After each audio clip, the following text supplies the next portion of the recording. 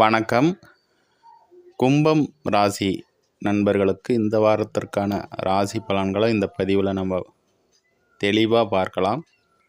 உங்களுடைய ராசிநாதன சனியை இப்போ வக்ரமைப்பு பெற்று குருவின் பார்வை மற்றும் சுக்கிரனுடைய பார்வை படக்கூடிய ஒரு அமைப்பில் 2 சுபர்கள் உங்களுடைய ராசிநாதனை இப்போ பார்க்குறாங்க.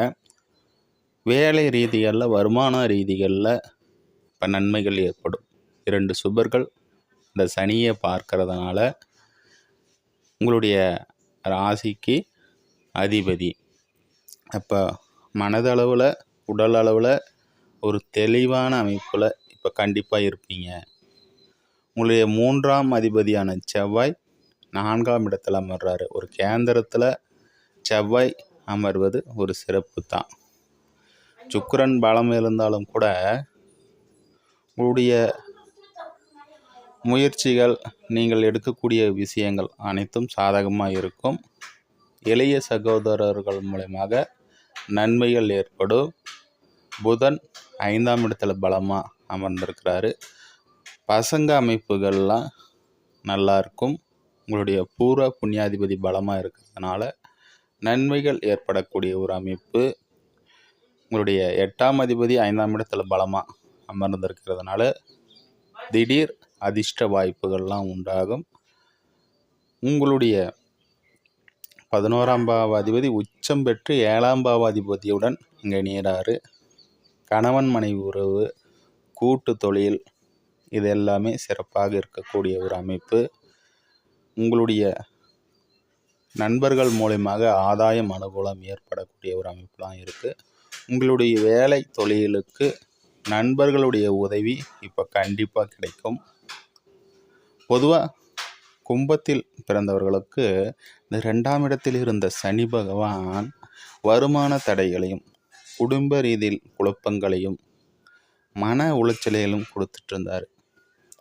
அவர் வக்ரம் பெறுவதனால அந்த விஷயங்கள்லாம் அப்படியே மாறி செலவு அதிகமாக இருந்திருக்கும். குடும்ப தேவைகளை பூர்த்தி பண்ணியிருக்க முடியாது.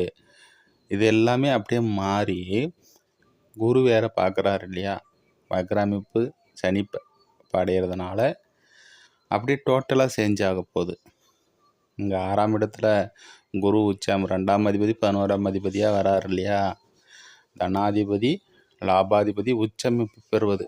அவர் உச்சமைப்பு பெறக்கூடிய இடம் வேணா 6ஆம் இடமாக இருக்கலாம். உடல் தொந்தரவுகள் எதுவும் இருக்காது.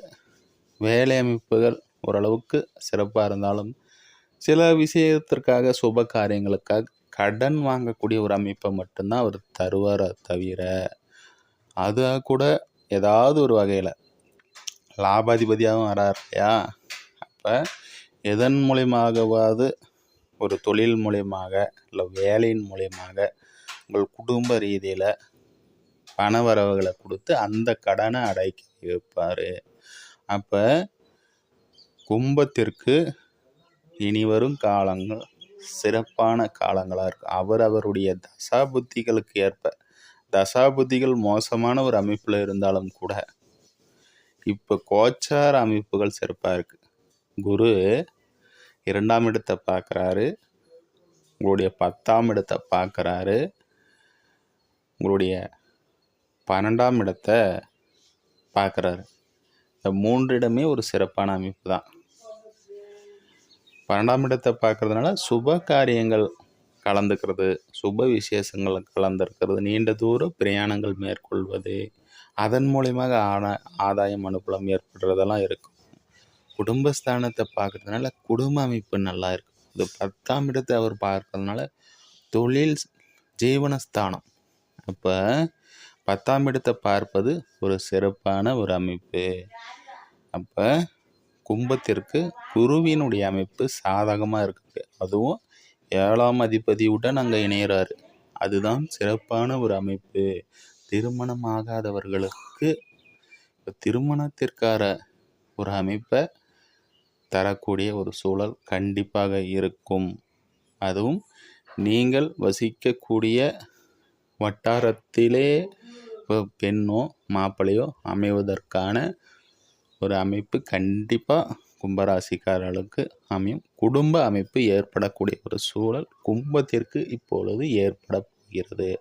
அடுத்ததாக இன்னொரு பதிவில் சந்திப்போம். நன்றி, வாழ்த்துக்கள்.